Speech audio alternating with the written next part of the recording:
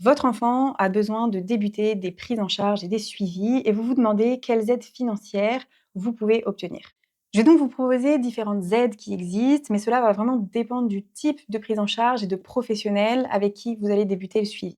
Par exemple, les orthophonistes vont avoir une partie qui peut être remboursée par la sécurité sociale, alors que nous, en tant que psychomotriciens, nous n'avons pas cette possibilité. Vous avez déjà avant toute chose la possibilité de passer par votre mutuelle si vous en avez une. Il est possible parfois d'avoir des couvertures selon votre type de contrat et vos garanties, d'avoir quelques séances à l'année ou une partie des frais remboursés. Vous avez aussi ce qu'on appelle l'AEEH, c'est-à-dire l'allocation d'éducation de l'enfant handicapé, que vous pourrez percevoir une fois que vous aurez donc monté le fameux dossier MDPH. Le montant va donc être variable selon le degré de handicap et les besoins de votre enfant. Il y a également ce qu'on appelle les prestations extralégales ou exceptionnelles de la CPAM. C'est une aide financière qui peut donc être accordée par la CPAM pour les frais médicaux ou paramédicaux qui ne seraient pas pris en charge par l'assurance maladie. Cette aide est bien sûr soumise à condition, il faudra vous rapprocher de votre département et monter un dossier spécifique. Et je voulais aussi vous parler des PCO, les plateformes de coordination et d'orientation pour suspicion du trouble du neurodéveloppement pour les enfants âgés de 0 à 12 ans.